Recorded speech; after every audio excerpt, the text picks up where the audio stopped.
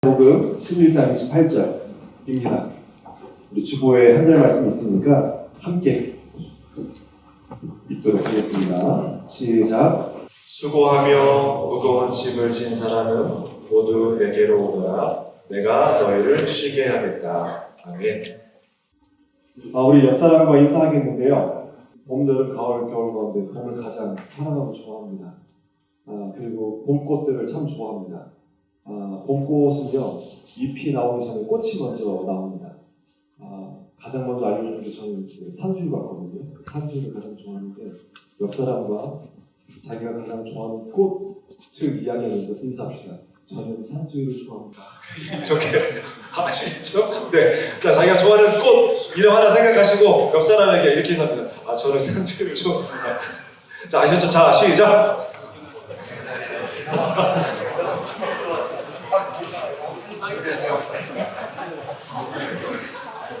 네, 감사합니다. 이거 웃으시는 게 너무 좋네요.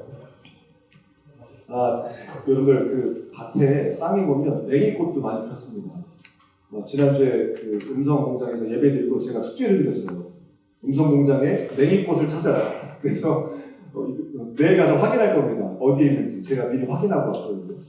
냉이꽃의 꽃만이 뭔지 아세요? 아마 모르실 거예요. 제가 찾아왔습니다. 당신에게 나의 모든 것을 드립니다. 냉이 꽃의 꽃만. 냉이는 뿌리채 다 우리 사람한테 주잖아요. 꽃만이 대단하더라고요. 당신께 나의 모든 것을 드립니다. 제가 소개해드릴 이 이인화 목사님은 해바라기 꽃을 좋아하신대요. 네. 제가 꽃말을 찾아봤더니 프라이드라고 되어 있더라고요. 네. 해를 바라보면서 성장하고 또 아름다운 노란 꽃을 피우는 해바라기. 주님을 아마 그런 마음으로 늘 바라보시고 목회 활동을 하시는 목사님이십니다. 우리 이인화 목사님 모실 때 우리 박수로 환영을 모시겠습니다.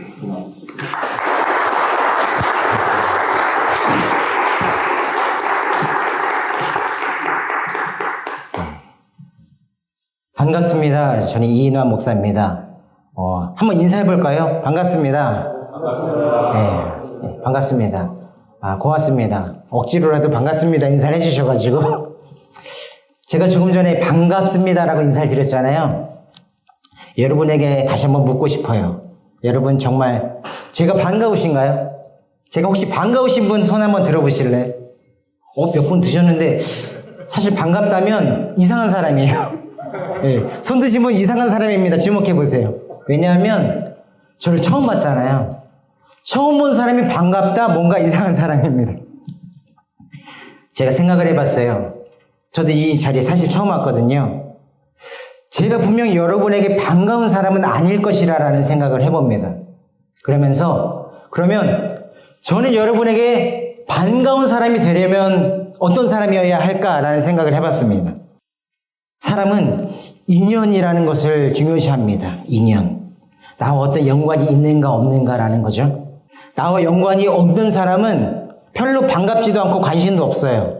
그런데 나와 자그마한 연관이 뭐가 있는가 하면 뭔가 반가워지고요. 편안해지고요. 그렇습니다. 그래서 사람들이 따지는 인연이 있는데요. 바로 대표적인 지연, 학연 그런 것이 있어요. 제가 사진을 하나 준비해봤습니다. 옛날 시골의 풍경들을 준비해봤어요. 지연입니다. 같이 살아오지 않았었고 같은 문화 공간에 있지 않았어도 나와 같은 고향 사람인 것만으로도 반가워질 수 있더라고요. 편안해질 수 있더라고요. 그리고 학연이 있어요. 제가 여러 번 보니까 저와 연령대가 비슷한 분들이 더 많더라고요. 제가 좀 착각한 것 같아요. 되게 옛날 사진을 제가 준비했어요. 한 70년도 학교의 시절, 학교 교실이거든요. 학연도 반가운 연결점이 돼요. 나와 같은 초등학교를 나왔다고 하면 같은 교실에 있지 않았어도 그 사람이 반가워지더라고요. 제가 여러분과 얼만큼 반가운 인연이 있는가 잠깐 좀 이야기를 해보려고 합니다. 혹시 인천이 고향이신 분 계세요? 인천? 반갑습니다. 저 인천 사람이거든요. 반갑습니다. 조금 더 편안한 마음으로 다가갈 수 있을 것 같아요. 혹시 주한 초등학교, 인천 분이 여기밖에 안 계시니까 없겠네요. 제가 동인천 중학교를 나왔고요. 동산 고등학교를 나왔거든요. 인천 분들이 더 많았으면 제가 좀 손들어 보세요 할 텐데 한 분이셔서 이분에게만 혹시 동인천 중학교 나오셨나요? 아, 아니에요. 동산 고등학교 나오셨나요? 아, 아니에요. 그래도 반가워요. 왜 인천 사람이잖아요. 반갑습니다. 제 고등학교 후배 중에 여러분이 알만한 후배가 있어요. 저희 동산 고등학교가 그 야구로 유명하거든요. 야구에서 유명한 사람 누가 있을까요? 유현진 바로 나오는데요. 어떻게 하셨는지 모르겠지만, 유현진 맞아요. 유현진이 제 고등학교 후배입니다. 저 좀 대단해 보이지 않으세요? 그런데 문제는, 저 유현진은 제가 선배인 것을 모른다라는 사실입니다. 저는 저 친구가 후배라는 것을 아는데, 저 친구는 몰라요. 그냥 동산 고등학교 나왔다 정도만 알고 있습니다. 그런데요, 저 유현진이라는 선수가 TV에 나오면, 관심이 가더라고요. 뭔가 마음이 더 써지더라고요. 왜요? 같은 동산고등학교 출신인 것만으로 마음이 더 가더라라는 것입니다. 사람은 그렇습니다. 인연이라는 것을 참 중요시해요. 나와 연관점이 하나라도 있으면 마음이 편해지고 반가움이 생기고 그래요. 제가 벽산과 인연이 있나 한번 생각을 해봤어요. 그래도 딱히 없더라고요. 딱히 없어요. 그러다가 억지로 제가 두 가지를 인연을 좀 찾아봤습니다. 한 가지는 저는 벽산인입니다. 이게 무슨 말이 하는 분 계실지 모르겠어요. 벽산인. 별것 아니에요. 그냥 같은 자리에서 같은 공간에서 저와 함께 예배를 드리고 있잖아요. 이것만으로 제가 의미 담은 거예요. 저도 오늘만큼은 벽산인입니다. 제가 좀 이렇게 편안하게 다가오지 않으세요? 저만 그런가요? 저 벽산인이에요. 오늘은 그렇게 봐주세요. 한 가지를 또 찾아봤어요. 이 벽산의 명예회장님 성함을 아세요? 혹시 다 아시는 분 손 들어보실래요? 명예회장님 성함? 모르시는 분도 계시나요? 제가 아는데 여러분이 모르시면 안 되는 거 아니에요?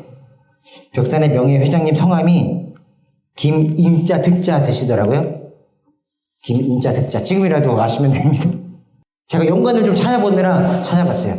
제 이름이 뭐라고요? 저는 이인환입니다. 뭔가 공통점이 있더라고요. 뭐가 있어요? 보이세요? 어지린. 한문까지 갖고, 뜻까지 갖고, 같아요. 저 이런 사람입니다. 제가 연결점은 그냥 억지로 찾아보는 거예요. 사람들이 이만큼 인연이라는 것을 참 중요하게 여깁니다. 그래서 나에게 도움이 될 만한 사람이 있으면 어떻게든 연결을 좀 지어보려고 그래요. 어디 학교 나오지 않으셨어요? 어디 고향 아닌가요?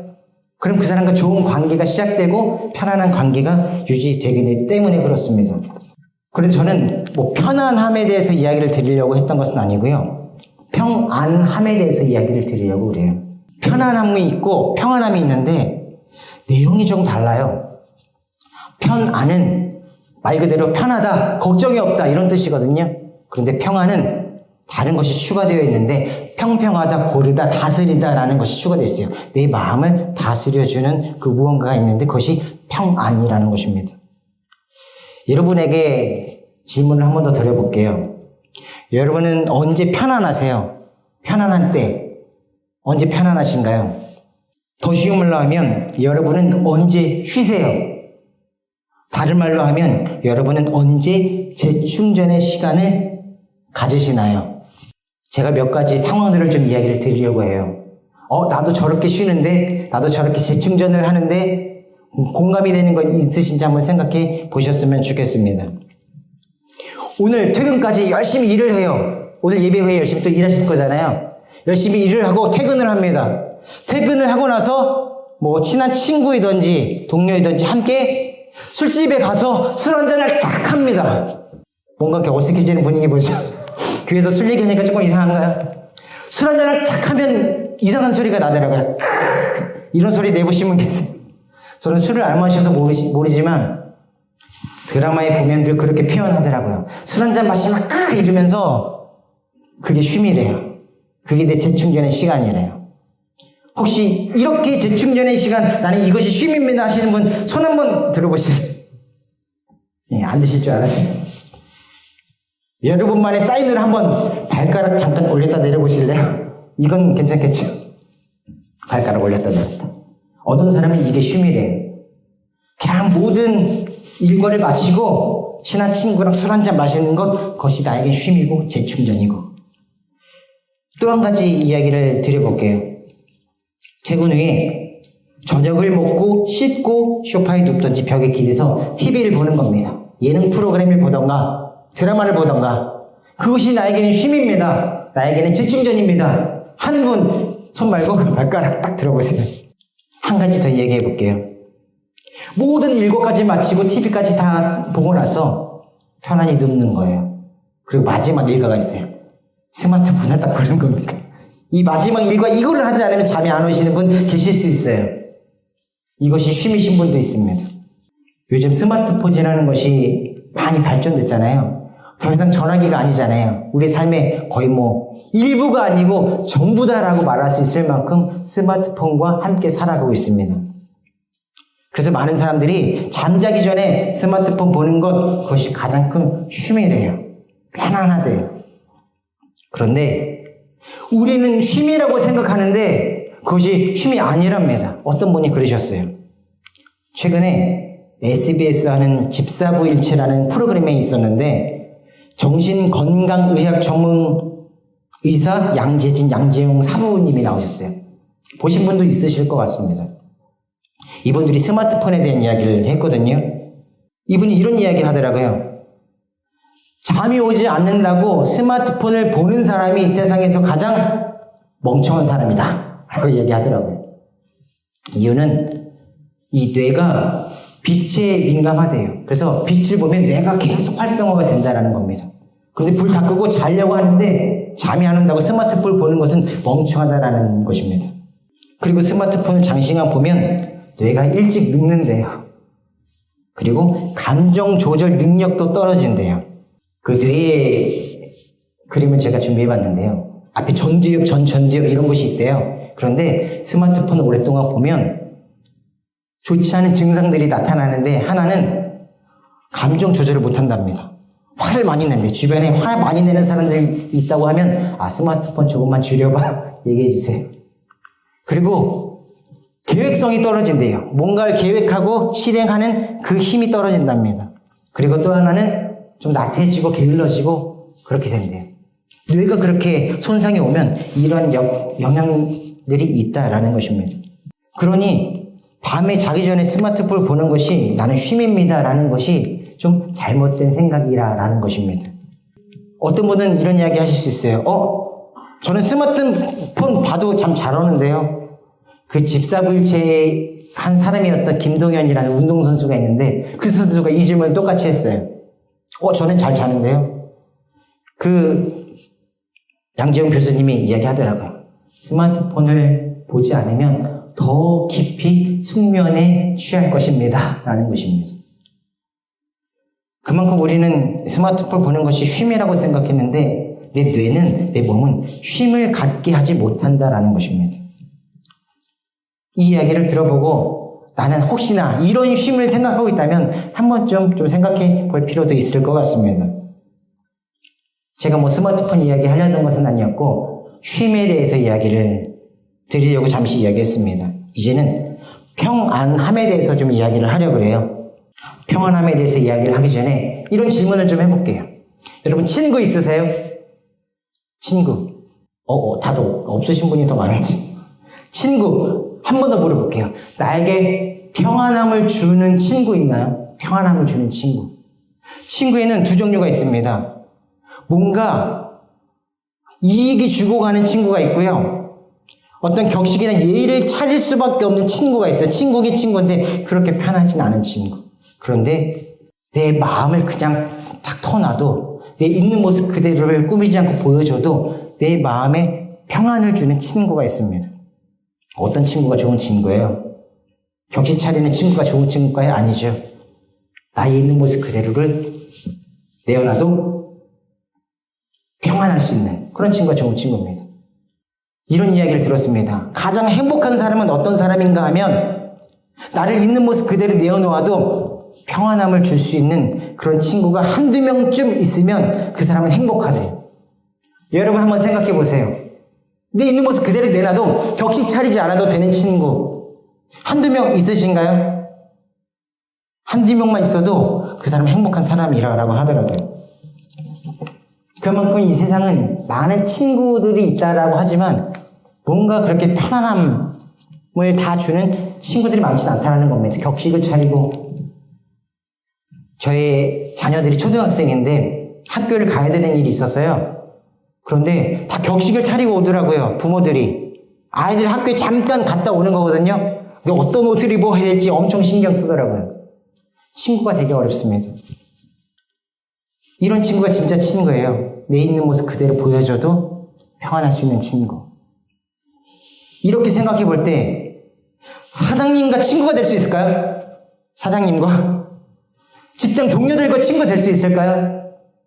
친구가 될 수 있는 사람이 있고 될 수 없는 사람이 있어요.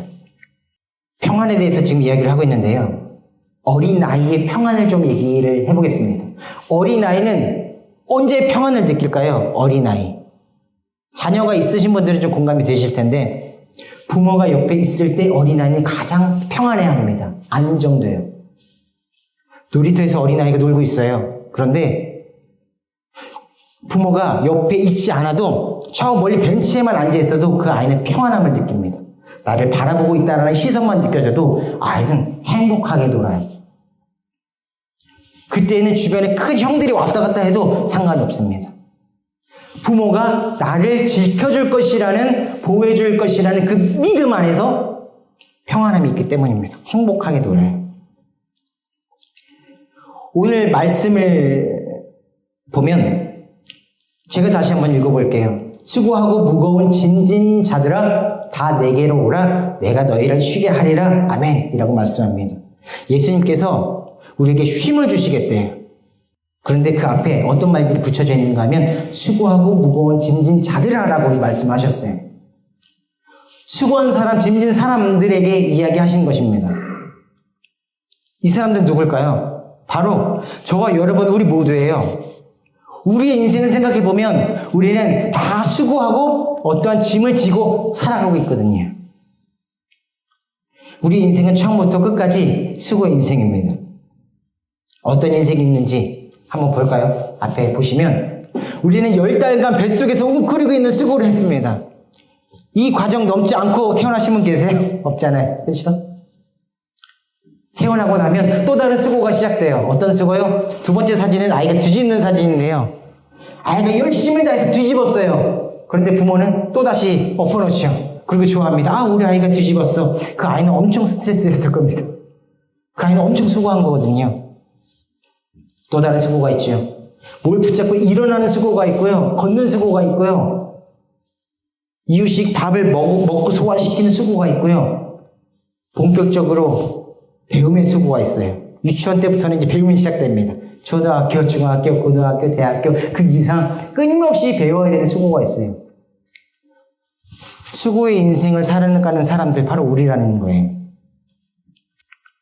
또 한 가지 우리는 여러 가지 짐을 지고 살아갑니다. 어떤 짐일까요? 가장으로서의 짐을 지고 살아가요. 남편으로서 때로는 아내로서 자녀를, 남편을, 아내를 책임져야 되는 짐이 있고요. 또한 어떤 사람들은 부모를 모셔야 되고 잘 보호해야 되는 그런 짐도 있고요. 또 여러분같이 회사 내에서는 뭔가 내게 맡겨진 역할에 대한 책임감에 대한 짐이 있습니다. 수고하고 무거운 짐진 자들, 누구 이야기예요? 우리 이야기예요, 우리. 수고하는 나, 짐을 지고 살아가는 나, 우리. 예수님께서 지금 우리에게 말씀을 하고 계시다라는 겁니다. 여러분의 삶에 수고가 있으실 겁니다. 짐이 있으실 겁니다. 저는 이 시간에 여러분에게 그 수고와 짐을 덜어주실 수 있는 분을 소개하려고 해요. 바로 예수님이라는 분이에요. 예수님. 예수님과 친구가 되면요. 여러분의 삶에 걱정, 근심이 있어도 이겨낼 힘이 생깁니다. 예수님과 친구가 되면요. 어려운 문제가 있어도 그것을 두려워하지 않게 됩니다. 예수님이랑 친구가 되면 내 안에 평안이 생기고 살아갈 힘이 생겨요. 이 말씀을 듣고 이런 질문 하시는 분 계실 수도 있습니다. 예수님을 어떻게 만나나요? 맞아요. 예수님은 인간의 몸으로 계시지 않거든요. 성경에 인간의 모습으로 오셨다고 하지만 신이시기도 하시거든요. 예수님을 어떻게 만나는가? 지금 이 시간 설교를 통해서도 만나실 수 있어요. 끊임없이 설교를 듣는데 내 귀에 들려지지 않았어요. 그런데 어느 순간 그 설교 한 구절이 딱 들려질 때가 있어요. 그때가 어느 순간인가 하면 예수님께서 여러분의 마음의 문을 두드리시고 내가 너와 친구가 되고 싶은데 라고 찾아오시는 거예요. 그때 그 예수님의 손을 붙잡을 수 있기를 바랍니다. 그때가 예수님 만날 수 있는 날이에요. 그리고 어떤 사람을 통해서, 환경을 통해서도 예수님은 우리를 찾아오십니다. 예수님은 여러분과 친구가 되어주고 싶어 하세요. 그리고 쉼을 주시고 싶어 하시는 분이세요. 제 이야기를 잠시 나누고 말씀을 마치려고 합니다. 여러분 보시기에 제가 어떤 사람인 것 같으세요? 어떤 사람인 것 같으신가요? 제 과거의 삶들을 생각해 볼 때 저는 그렇게 뛰어난 사람은 아닌 것 같아요. 우수한 성적으로 졸업했던 것 같지도 않고요. 저도 운동은 좋아하는데 비록 못하지는 않았지만 남들만큼 뛰어나게 잘했던 것 같지도 않아요. 뭔가 재능이 남들에 비해 좀 많아 보이지가 않아요. 그런데 재능이 많은 사람, 능력이 많은 사람을 만났을 때 위축되거나 두려워하진 않습니다. 왜냐하면 제 안에는 예수님이 있기 때문입니다. 저는 예수님이 주시는 그 평안이 있거든요. 그래서 저보다 힘이 센 사람, 능력이 많은 사람이 있어도 그것에 위축되지 않아요. 예수님이 저를 위로해 주시고요. 평안을 주시고요. 살아갈 힘을 주시기 때문에 저는 오늘도 저의 갈 길을 걸어갑니다. 여러분도 그 예수님과 친구가 되었으면 좋겠습니다. 여러분도 그 예수님을 만났으면 좋겠어요. 믿져야 본전이다 라는 말이 있습니다. 내게 손해가 되지 않으면 해봐도 되지 않겠는가 말하는 것입니다. 여러분, 여기 계신 분들 중에 예수님을 믿고 신앙이 있고 한 사람 많지 않을 줄로 알아요. 그런데 믿져야 본전이다라는 마음 정도로라도 이런 기도 해봤으면 좋겠어요. 하나님, 오늘 처음 본 저 사람이 예수님을 이야기하는데 그 예수님이 정말 계신지 모르신지도 믿어지지도 않지만 만약에 계시다면 저도 좀 만나주세요. 저와 친구가 되어주세요. 그래서 오늘을 살아갈 수 있는 힘을 주세요. 한 번쯤 기도해봤으면 좋겠습니다. 이 짧은 기도가 여러분에게 손에 끼칠 거 없잖아요. 그렇죠? 짧은 기도한다고 피곤해지겠어요? 믿져의 본전이다 정도의 가벼운 마음으로라도 한 번쯤 기도해봤으면 좋겠습니다. 예수님께서 여러분의 마음의 문을 두드리실 거예요. 그리고 친구가 되어주실 것이고요. 여러분의 삶의 수고와 짐을 덜어주실 것입니다. 오늘 말씀, 저와 여러분들에게 하는 말씀이에요.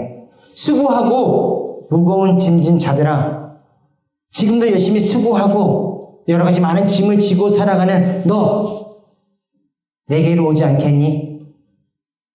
내가 너를 만나고 싶은데, 내가 너를 위로하고 싶은데, 내가 너에게 살아갈 수 있는 힘과 용기를 주고 싶은데 나를 좀 만나주지 않겠니? 우리에게 노크하고 계시는 것입니다. 이 말씀은 다른 누군가가 아니라 지금 이 시간 예배드리는 저 그리고 여러분에게 예수님께서 하시는 말씀입니다. 이 짧은 말씀을 한번 기억해 보시고 그 짧은 기도 한번 드려보시길 바랍니다. 여러분의 마음이 달라질 것이고요. 오늘을 살아갈 수 있는 힘이 생길 겁니다. 오늘 말씀의 주제가 인생을 살아가는 힘이거든요. 인생을 살아가는 힘. 여러분은 무엇을 의지하며 그것을 힘이라 믿고 살아가십니까? 예수님 안에서 주는 그 평안함. 그것이 우리가 오늘을 살아갈 수 있는 힘이 될 겁니다. 그 예수님을 생각하면서 또 기도하면서 예수님이 주신 그 평안으로 오늘을 힘차게 보람되게 행복하게 살아가는 우리 모두가 되시기를 주님의 이름으로 소망합니다. 기도하겠습니다. 사랑이 많으신 하나님 감사합니다. 하나님께서 벽산 공동체를 불러주시고 이 시간 함께 예배할 수 있게 하시니 감사합니다. 아직 하나님을 모르고 예수님을 모르는 이들도 있지만 오늘 이 말씀을 통하여서 주님께서 한 걸음 우리에게 다가오신 줄 믿습니다. 우리의 마음문을 열어주시고 우리 또한 주님께 한 걸음 다가갈 수 있게 하셔서 예수님 손 붙잡고 나에게 평안을 줄 수 있는 그 친구가 예수님이 되어서 오늘을 살아갈 수 있는 힘을 얻고 그 힘으로 오늘 힘차게 살아갈 수 있는 모든 벽산 공동체 한 사람 한 사람이 될 수 있도록 함께하여 주옵소서. 오늘 하루도 우리 모든 삶 가운데 함께 하실 것을 믿고 감사드리며 예수님의 이름으로 기도합니다. 아멘. 기도하겠습니다.